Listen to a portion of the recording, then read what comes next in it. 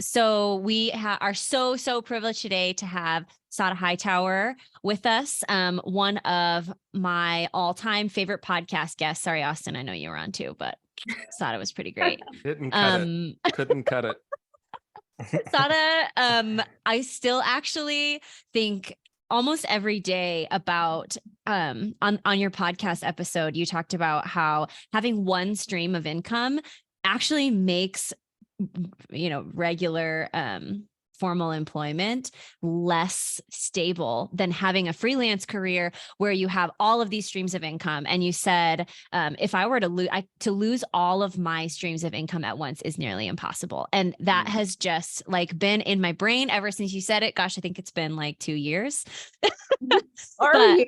Yeah, 2 years. But I just think you pack so much wisdom, and I love the way that you research and write. Satta is like one of the most incredibly talented folks. So we are so privileged to have you. As Satta goes through her presentation, feel free to drop any questions that you have in our Q&A. You can also drop it in the chat, and feel free to continue chatting about cannolis. But I will hand it over to Satta to start your presentation. Awesome. So let me share. And can everyone see that first slide? Looks great. So where are we moving on from cannolis? I can.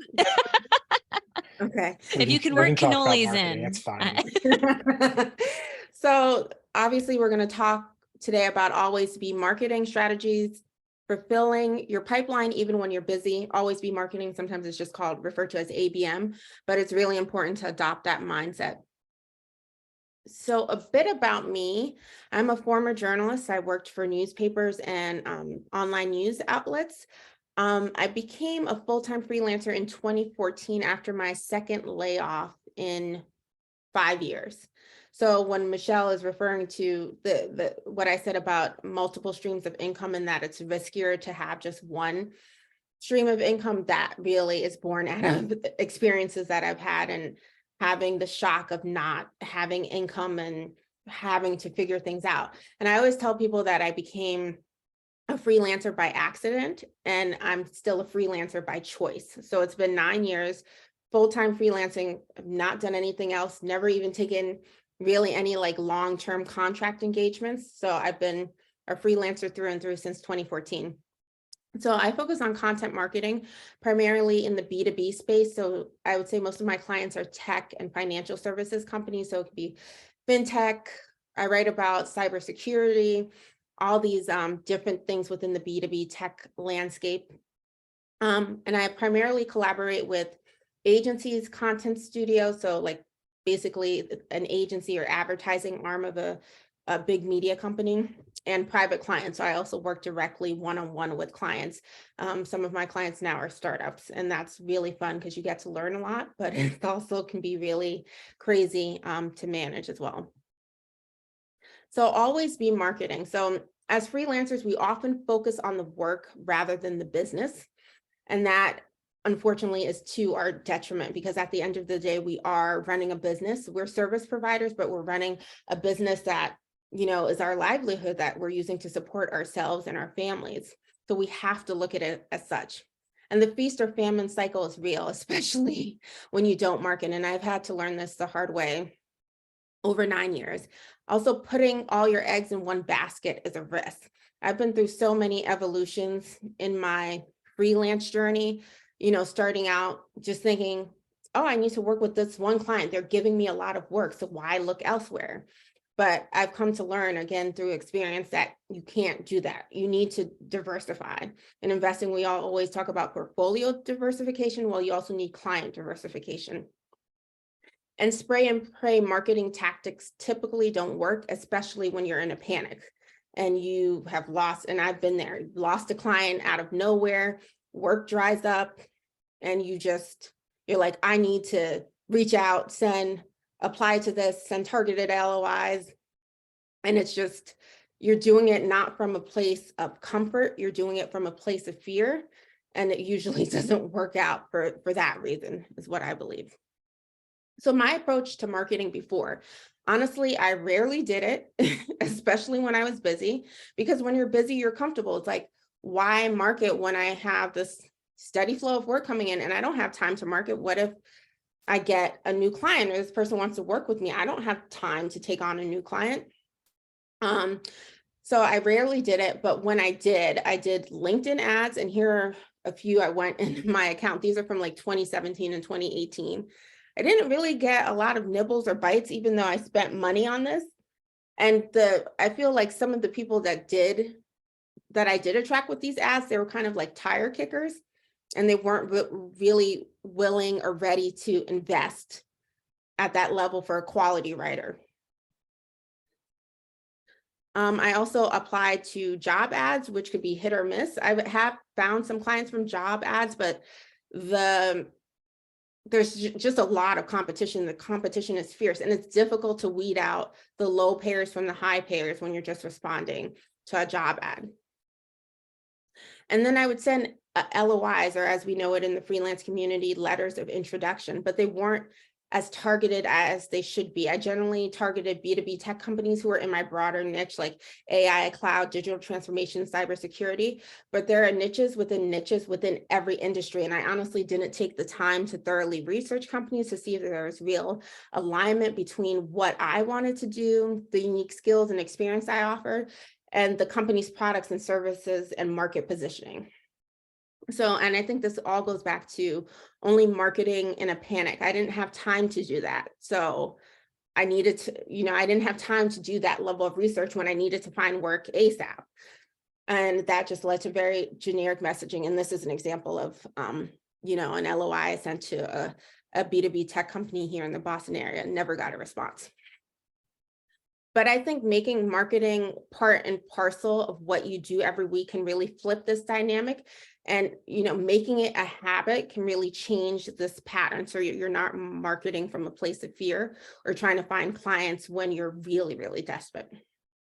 So my approach to marketing now, I just want to preface this by saying most of the approaches I'm about to share, I learned from my business coach, Ed Gandia. I know a lot of you guys are probably familiar with him. He has a podcast, has websites, blogs. Ed is awesome. So I just want to give credit where credit is due. But I've been a freelancer, as I said, for 9 years now. And this was the first time I decided to make like a significant investment in my freelance business, which was to hire a business coach, because I just felt like I was at a place where I had plateaued a bit. I was making significant income, had a bunch of anchor clients, but I felt like I wanted more. And 9 years in, I was getting bored with the topics I was covering, and many of the projects just felt the same. So I hired Ed, and the first things we focused on were repositioning and then marketing. So here are the 6 things I focused on over the last 8 months that have really paid dividends. And to be clear, some of these things I was doing already, but not well. But working with Ed, I had a sort of time-tested, tried and true like framework for really marketing more effectively. So the first thing was I revamped my website, and you can go to my website at sattasarma.com. So I went through this exercise where I figured out sort of how to position myself. And this is, I'm not going to give away of any of Ed's secrets, but he has prompts and all these things that you do to figure out what is the unique value you offer, how to talk about your experience in a way that will potentially attract clients or make it clear the value you offer to them. So I went through a lot of those exercises, and born from that was the copy I eventually came up with for my website. I wrote all this copy myself, updated my portfolio, because I wanted to reposition myself primarily to make fintech, finserv, and ESG my primary niche rather than just like B2B tech. So I updated all the portfolio samples on my website to reposition myself for this work, for the work I wanted to do going forward, not the work I had already done. And then I changed my About Me page to Why Work With Me. And there, if you go on that page, there are like sort of 3 sections: why work with me, with headers, like it lists the clients that I've worked with, but it also talks about my unique experience as a former journalist turned content marketer. And then I also updated my LinkedIn to mirror all these changes so that, we talk about having a consistent brand presence or brand image online. And as freelancers, that's very important. So once I redid my website, I redid my LinkedIn, Twitter, not hanging out there so much anymore, but I made sure to update that as well as much as I could, just so that whenever someone Googled me or tried to find me online, I was telling the same brand story, so to speak. So honestly, within about a week, I had several inbound inquiries from ESG and fintech clients, which has resulted in 5 figures of work so far from just one client alone. And revamping my website also made it easier for my freelance colleagues and friends in the business to refer me. It serves as an easily shareable proof point for prospects. So for example, just last week or a week and a half ago, one of my friends who's also a freelancer, she lives in the next town over, she got an inbound inquiry from someone to do like a private equity tech work, content marketing work. That's not her niche. That's not what she covers, but she knew. She and I had a conversation. We try to meet for lunch once a quarter. And we also trade emails back and forth. And I told her, I was repositioning myself to focus on fintech, FinServe, and ESG. Just casually in an email exchange one day, she remembered this. This person came to her for work that wasn't in the space that she covers. And she was like, well, I have a friend who actually does this. And she just gave him my website. He went on my website. Obviously, he liked what he saw. He followed up with me, emailed me, and a couple of days later, we had a call. And I'm in the process of signing an SOW to do work. It's an agency, which I love working with because they tend to have ongoing work. They have multiple clients. And if you establish a strong relationship with them, that's a great way to keep a steady flow of work coming in.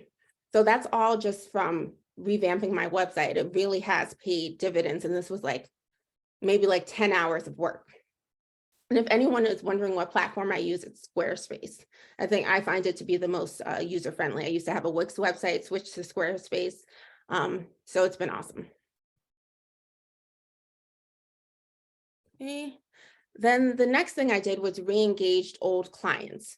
So since I became a freelancer, I've maintain the spreadsheet. I call it the freelance payment tracker. And every year it's updated. This is the 2023 one, started from 2014, and there are different tabs. This is like a huge document. But so on this tab is where I keep track of booked revenue, clients, specific assignments, payments, my internal hourly rate. I have different formulas that are plugged into the spreadsheet so I can see how much I made on this particular issue brief I did, how much I was paid, how long it took me, and what my net internal hourly rate was. So I have that, and it's by month. So that I can use that for a variety of different purposes. Obviously, it's great. Tax season comes, I can just hand that off to my accountant or whatever, and he does my taxes. But it was really valuable to look back to see the clients that I've worked with over a given year, let's say 12 to 18 months, and see, okay, did I like working with this client? Was the work profitable for me? So I targeted semi-regular clients or clients that maybe I only did one project for in the quarter, and reached out to them and tried to re-engage them. So I just, sent a quick check-in email hi, how are you, checking on, projects we may had talked about in the past that never materialized.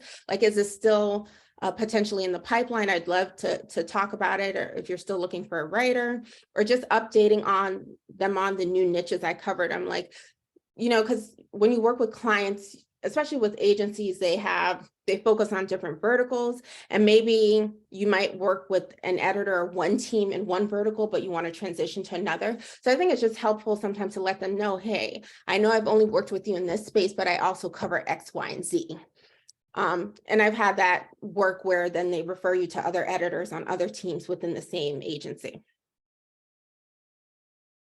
So that actually worked. It landed me a significant amount of work from one client that I probably only did 4 or 5 assignments with the year prior. Now already it's the beginning of Q2, I've done more work for them already. And then sent targeted LOIs. So this year, I don't know why it just occurred to me to find lookalike clients.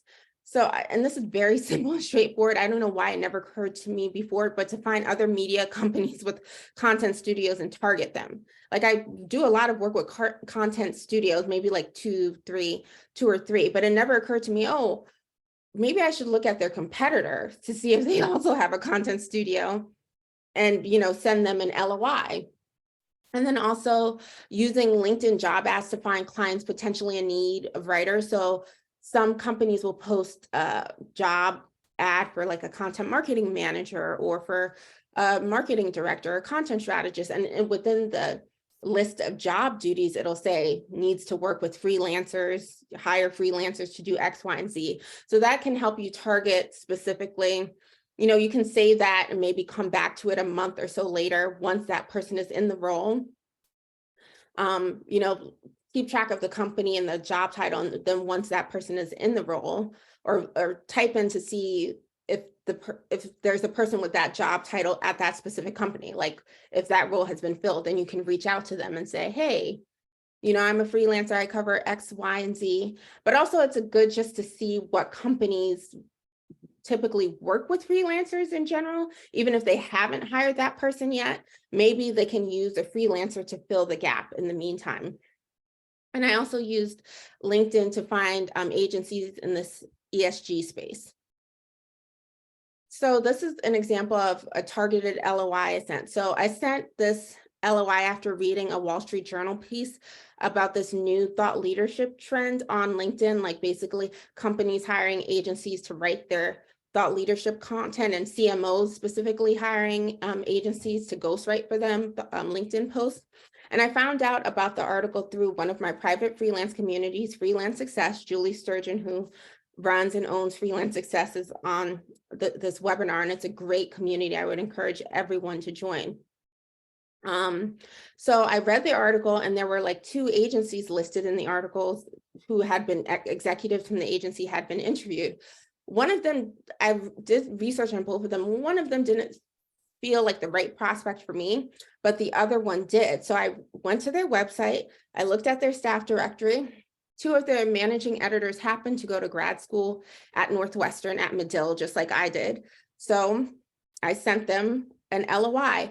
And this is one tip that I learned from my business coach, is to find a point of connection. Like when you're sending a letter of introduction, to find a point of connection with that potential prospect. And it could be like with this managing editor that I sent the email to, oh, we went to the same graduate school. Or it could be the point of connection is, oh, I read about this article and you were mentioned in it. You can, or you guys may have worked at the same company before, worked in the same niche, or whatever it is. Just find some kind of point of connection that's authentic and mention that in your LOI. This one was really helpful because obviously it directly related to my potential capabilities as a writer. I guess it made them more comfortable to respond to me and to get on an introductory call with me. And they ended up onboarding me like a week later, and I've ended up doing several articles for them.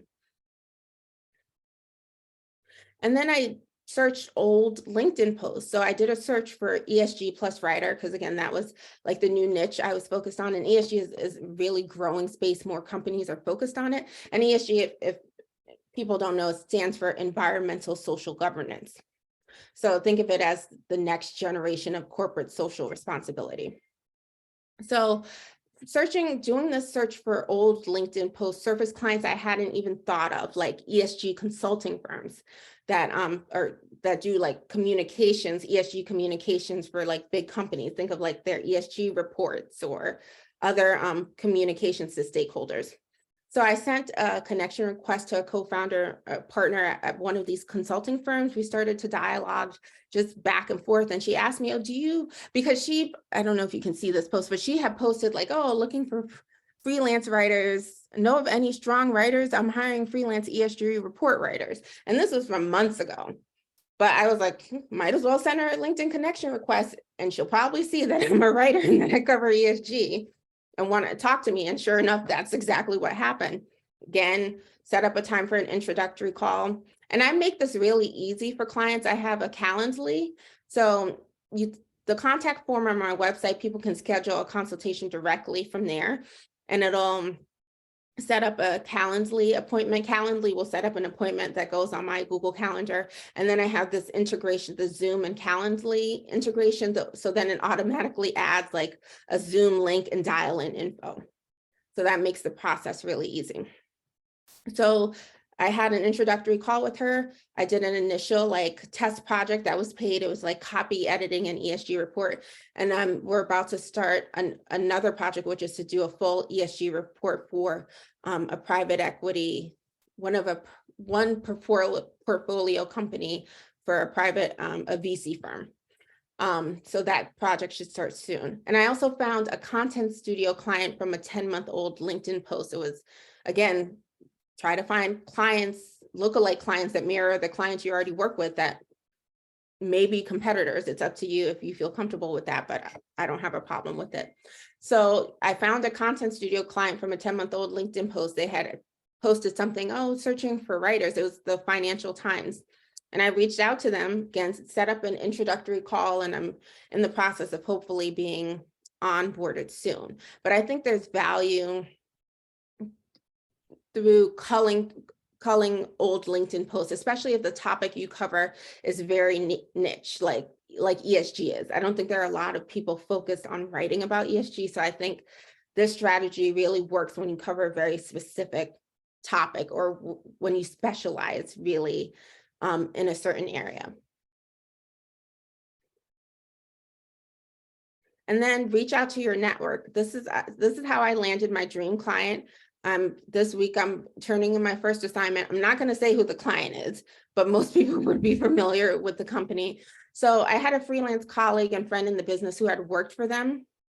And this is, again, something I worked on with my coach. I said, Q1, like he had a set Q1 goals. I was like, this is my goal to finally land this whale, is what I called it. Because I've been, for 4 or 5 years, I've honestly, since I became a freelance, I've been wanting to work with this company, and it just never worked out. I did, the whole LinkedIn message thing to an editor, and just nothing ever came of it. So I thought maybe I should reach out to someone who already has a connection there, who has previously worked with them before. So I looked up one of their editors on LinkedIn, and then I looked at mutual connections, and one of my freelance colleagues and friends had worked or was connected to this editor. So I emailed her, and I was just asking, like, what was your experience working with them? Because too, I wanted to know, this is a dream client in my head, but are they actually good to work for? Do they pay well? Do they treat freelancers well? So I needed to do that information gathering on my end.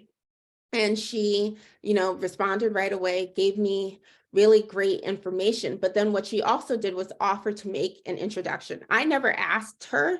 I mean, I wanted to, but I just didn't want to be that forward. But I thought we had a good enough relationship that me reaching out to her and being transparent, like I told her in my email, this is my dream client. I've wanted to work with them for a while, but I'm just curious as to what the experience is like really working with them.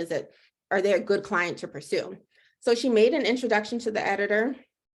Again, we ended up setting up an introductory call about a week later. And then I'd say 3 weeks after that, I got my first assignment. This happened like toward the end of Q1. And I will say, to do this approach can't be transactional. You can't only reach out to someone when you want something or not have established some kind of relationship with them already. Like she and I met at a conference here in Boston, Skywords conference, actually several years ago. We've kept in touch. She had an assignment that she needed to interview a freelancer for.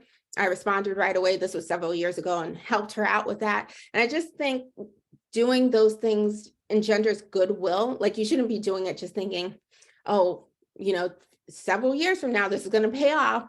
I just think forging community with other freelancers is very important. I've gotten my best work from referrals from other freelancers. Like I've never looked at other freelancers as my competition. I think we're all in the struggle. We're all trying to build our businesses.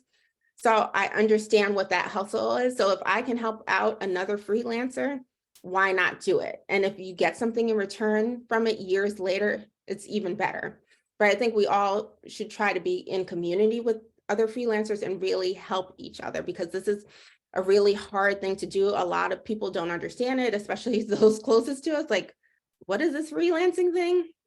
So yeah, so I think that's really important to reach out, build your network, and continuously cultivate and nurture that network as well.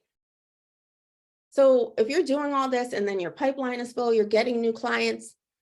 So what do you do when you get busy again? And this has always been a struggle for me because I tend to go back to my default, which is like, I'm busy, I don't need to market. So this is something that I'm actively working on, and something, again, that I've learned from my coach. He said, when you're busy, you don't stop marketing, you just switch the kind of marketing you're doing, which is you transition to passive or nurture marketing. So that could mean posting on LinkedIn once a week, being active in, online freelance communities and other groups you're a part of. So not maybe actively sending LOIs or applying for things or talking to clients, but if someone comes your way, that's fine too. If you don't have capacity, let them know, but also keep that in the back of your head, star that email, because there may be a time when you need to reach out again because you need work, but never stop marketing. This should be, again, part and parcel of what you do every week. This should be a habit. And I think doing all these things, I should have mentioned at the outset that in Q1, and I know a lot of freelancers probably experienced this, work seemed to slow down and projects got delayed. And I think that was because a lot of clients were taking a wait and see approach because they thought there were going to be a recession. And also I work with a lot the companies, and we all have seen the layoffs that have happened in recent months. So technology companies and, the marketing agencies that work with them have been more conservative about starting projects or making certain marketing investments. So it was slower than usual for me for Q1. Like January is usually slow, which is fine, but it was just like, okay, this doesn't feel right. But doing all these things helped me land at least 3 or 4 new clients by last count. But it also gave me the confidence and courage to let go of a client whom I knew obviously very early on wasn't the right fit. And I had been working with them for a year. I have like sort of a 3 strikes you're out rule. Like I'll do 3 projects with you. It should probably just be 2 or even 1. And then, because I just want to give myself a chance to see, okay, was it that specific project? Was it ironing out the kinks? So I have a 3 strikes you're out rule now with clients.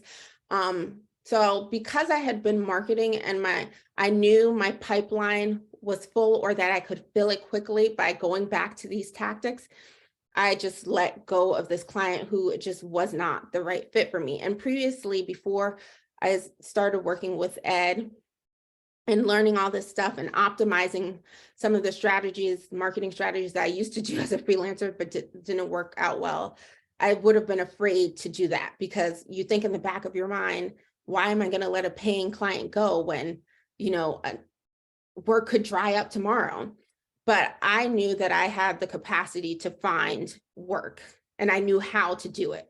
So that gave me, and also it helps obviously to have a financial cushion as a freelancer and to have an emergency fund. But because I was actively doing all these things, I was like, you know what, I will let go of this client. And one thing Ed always says is that nature hates a vacuum. And sure enough, when I let go of the client, within a couple of weeks, some more inbound inquiries came. So in the past, I would have stuck it out, but because I was actively marketing, I was like, you know what, I need to let this go, and I'll soon enough find a new client to replace them.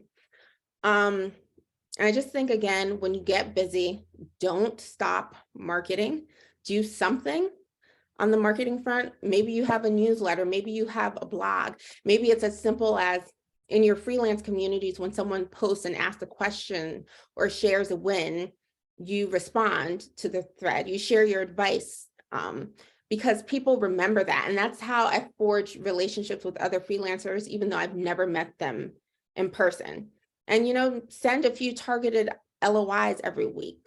Don't spray and pray, rather than, you lose several clients at once or things slow down. And then all of a sudden you're like, I need to send 50 LOIs this week and I'm just going to churn them out. Just every week, do a few, and do a few really targeted ones to clients that align with what you're looking for and that your skills align with what they could possibly need. And that's it. Love it. Excellent work. We do have a bunch of questions, so I'll just start kind of asking here. Feel free to continue dropping questions in the Q&A as well. But Lisa asked, is there a conversion rate that you look for when using LOIs, especially via LinkedIn?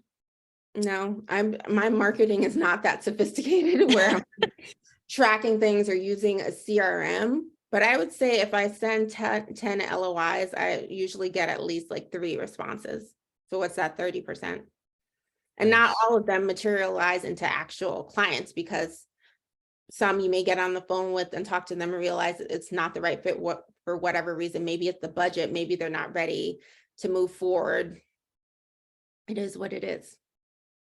Love it. I mean, And then 30% engagement on a first touch marketing effort is pretty dang good.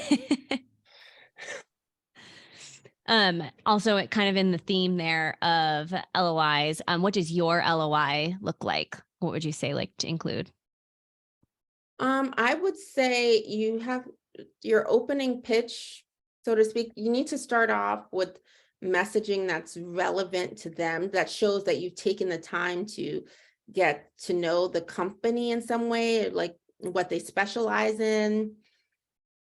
So I would start off there, and mine is like, how long is mine? Maybe 100 words ish. Mm. And it ends with a question like, hey, should we connect? Or would you like to set up a time to speak this week, or whatever it is? Because whenever you end an email with a question, most people feel compelled to respond.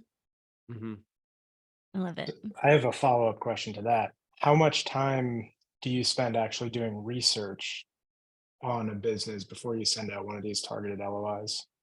It'd be like 10 minutes, like perusing their website, perusing their LinkedIn, like their company page, and also like the content director. Because usually I look for like the content director, marketing director, like those types of titles.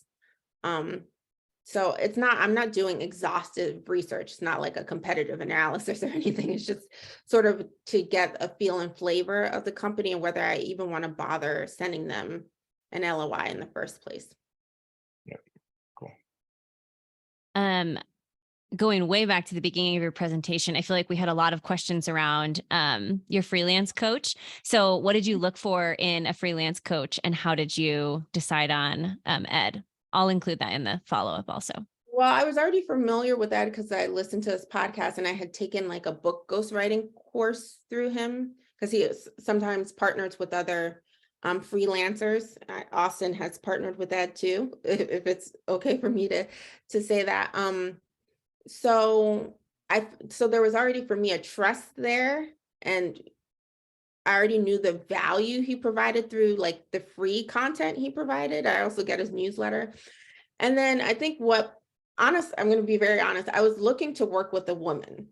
I just, for some reason, I was just like, I need another, like a coach who's also a female business owner. I think that would be helpful. But I think because Ed specializes in working with freelancers, and he was a freelancer himself, he worked in B2B sales, and that is very much integrated into his approach to coaching and the tactics he teaches you. And I know people have said, oh, he's very salesy, but that has actually been beneficial to me because I'm not a salesperson, I'm a writer. And learning these tactics and strategies have built my skills in that area and have been really valuable to my business. There was another coach I was considering who was a female, and I attended like a webinar or workshop she did. It was actually, they were a coaching duo, 2 women. And during the workshop, she mentioned that she didn't see the value in LinkedIn. And once she said that, I was like, I can't work with her. So that's what finally made me like, okay, I'm going to reach out to Ed. And actually, I didn't even, in my head, I was like, oh, I'm going to reach out to Ed. And then that week, I got one of his emails. I guess if you're on his, subscriber list or whatever, you get his marketing emails. And I was like, oh, are you a freelancer who makes X income, like a certain threshold? Or are you looking to, transform your business or something like that? it wasn't verbatim, email me to find out more information. And sure enough, the timing was perfect.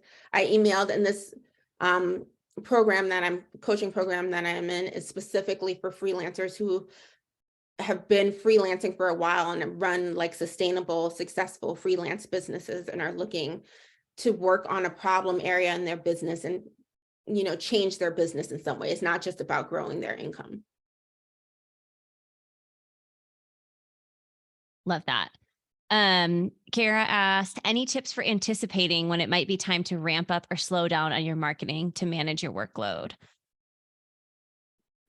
There's no signal. You should be doing it all the time.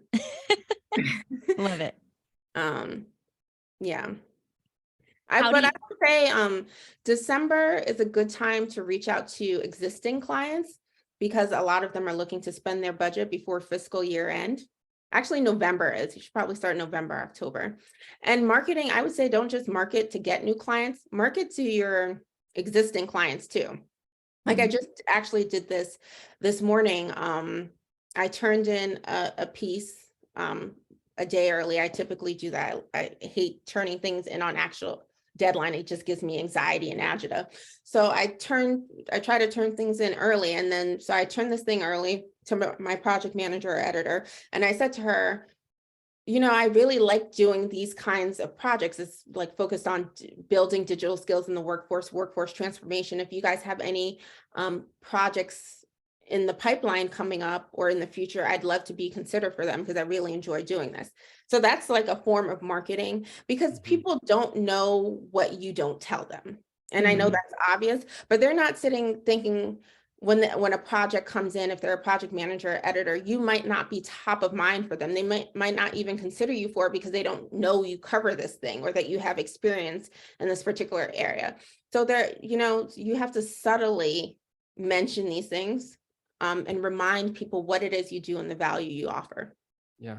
A lot of clients love it when the freelancers they work with bring them ideas. Yeah. And, hey, this study just dropped. Are you all going to take the data and do something with it? Because it's kind of causing waves in the industry right now. And I've never had an editor in that case be like, how dare you reach out exactly with this new research that's trending right now, I want to get to a couple more questions if we can. How do you find client info for the clients you send LOIs to, and which positions do you target? So I use, is it Hunter.io to find email addresses? And, also if you find one email address, you kind of know the email structure, like first name, first initial, last name, and you can sort of play around with it. But Hunter.io is really helpful for sort of automating that process. I haven't had many bounce backs after using Hunter.io. So I'll go on LinkedIn, find the name of the content or marketing director. I'll put in the URL for the company name and you plug those into Hunter.io and it spits out what is a very probable email address for that person. That's a hot tip. What are your favorite freelance communities online or in person? I love Freelance Success. And I'm not saying that just because Julie is on. And I'm part of ASJA, and ASJA, the American Society of Journalists and Authors. And ASJA has private Facebook groups. They also have a virtual conference and an in-person conference. Though I'm not as active as I once was. And then my coach, if you're in his coaching program, there's also like a private Slack community. So I find that really helpful. And we're a small group too. It's probably like 20 of us or so. So I always lean on that for advice too. When I started freelancing, I was in Binders. I don't know if anyone is familiar with Binders on Facebook.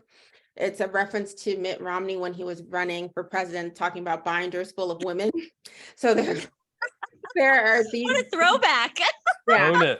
They're going for it. Like there are binders full of women writers, binders full of finance writers, binders full of freelance, non-binary writers or women of color, for all these different affinity groups and topic and niche areas that a freelancer might cover. So I would just do a search on Facebook and to find and to join. And there's also one with like editors linking with writers. There's like 20 different subgroups of this main binders full of freelance writers group. And I found that group very helpful when I was first freelancing, like in 2015 and 2016, for finding work and connecting with other people. So, and I'm sure it still exists in that they're still active, but they're like probably like tens of thousands of members now. So I don't know how it's changed and what the flavor of the is like in there and if it's toxic or not, but I think that would still be valuable to check out. Yeah, I really liked that as part of your, kind of like your marketing plan is like, I think Julie said it in the chat, like being a good team player and just like genuinely being interested in people. So I love that that's like, you bring that part of yourself to the table all the time. So I did not get to every question, but I'll point out to you, Satta, that Lisa asked about if you offer consulting. Sure. I do now. Right. Exactly. So her email is here, Lisa, for you. Yeah. And you can reach out to me too via my website, via my email, via my LinkedIn. I'm pretty active. And packages start at $10,000.